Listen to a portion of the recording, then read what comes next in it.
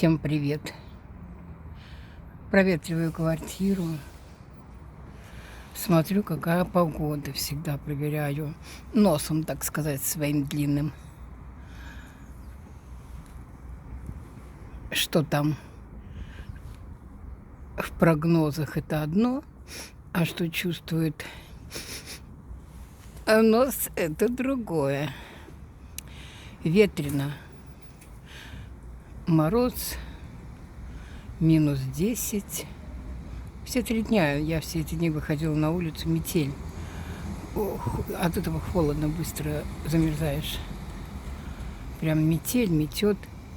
Но что сейчас я обратила внимание, решила поделиться с моими любимыми подписчиками и теми, кто заходит на канал. Заходите, подписывайтесь. А я хотела поделиться тем, что, смотрите, сегодня 20 ноября, ребят. Утро. Где-то 10 часов. Снег, 20 ноября. Зима еще не началась. Официальная зима еще не началась. Снег метет. Вот эти 3 несчастные машины из соседского дома. Мы с ними здесь соседи. Но у нас территории огорожены друг от друга. У них вся территория огорожена со всех сторон, и у нас со всех сторон. И между нами и ими тоже забор. Вот, так что мы тут окопались. И вот эти 3 машины, они всегда стоят у них, те, кто там живет.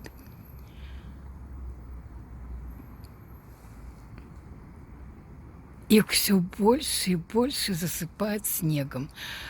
Уже смотрите, какие шапки у них на голове. Я в прошлые годы наблюдала вот за такими машинами, которые зимой не выезжают никуда. И эти хозяева оставляют их вот так вот во дворе, и они потихонечку засыпаются снегом. Ой, к весне их не отличишь просто от сугробчика снежного, правда. Вот получается, что зимой они не пользуются этими машинами, да? Только летом на дачу.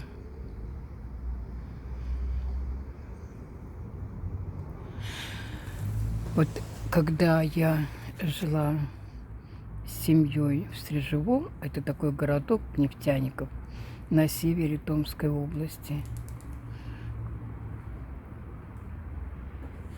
Он холоднее, ближе к тундре. В общем, такой он. Там и платят больше, я и пенсию получаю, поэтому приличную, потому что я там 20 лет оттарабанила. У нас там была машина. Вот пока я не построила офис своей архитектурной мастерской, у меня была частная проектная архитектурная мастерская. Те, кто слышал книгу, они понимают, о чем речь идет. Кто не слушал, на плейлистах найдите, послушайте, там много интересного. И вот пока я не построила этот офис, в котором был в том числе теплый гараж, смысл машине был, вот знаете, процентов на 10. Ее используешь летом, а тут лето короткое. Зимой невозможно. Правда, муж у меня умудрялся зимой тоже ездить на машине на работу, до которой пешком было, извините, 5 минут. Вот 5 минут. Дворами идешь 5 минут. По дороге, больше, потому что дорога в обходной дворок. Естественно, там можно здесь пешком пройти. Он разогревал ее до того, как я построила мастерскую с гаражом теплым, отапливаемым. Гараж был часть дома. Он разогревал эту машину во дворе по полчаса, чтобы потом доехать до своей работы, до которой 5 минут пешком.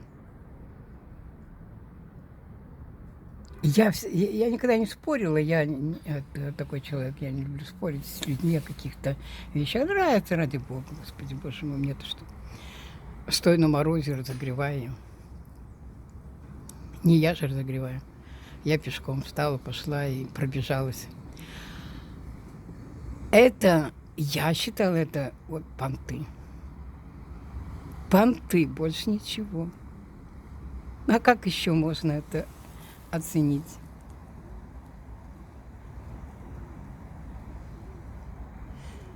И вот мы с Владом здесь, после того, как мы с Владюшкой вернулись в Томск и обустроили здесь свою жизнь. Это было очень тяжело поначалу. Ну, в общем, слушайте книгу, ее даже читать не надо. Я там сама все всем прочитала. Там обо всем этом рассказывается, но не рассказывается о том, что было после того, как мы приехали в Томск. А мы приехали сюда в 2005 году. После того, что там, если одним словом сказать, отжимали, просто отжимали мой бизнес, самые близкие люди.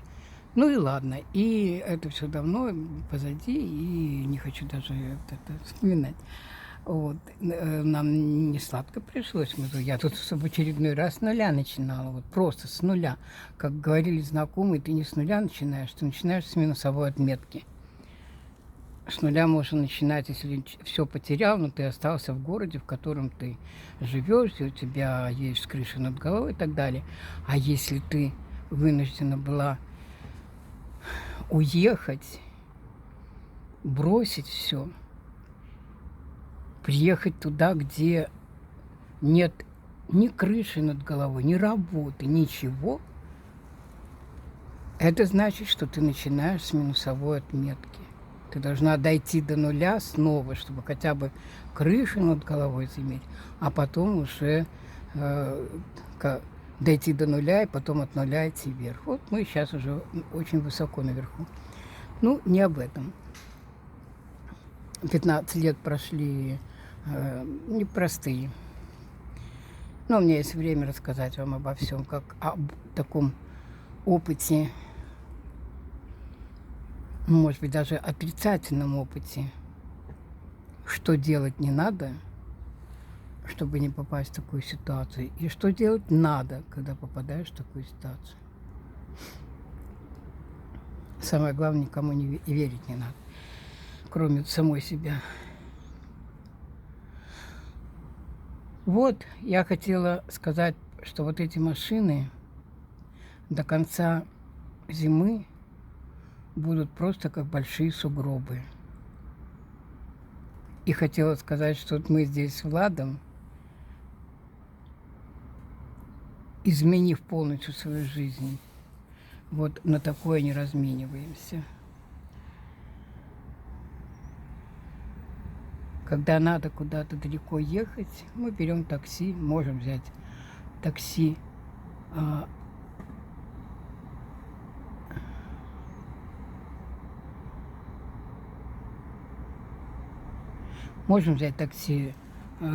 высшего комфорта, повышенного комфорта, среднего комфорта, какого угодно. Можем заказать на целые сутки и ездить везде, где нам надо и не надо.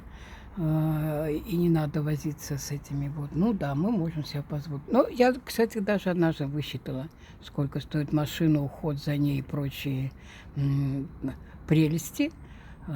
И во сколько обойдется, если машины нет, и ты берешь даже самое шикарное такси, тогда, когда тебе надо, и ездишь на такси туда, куда тебе надо.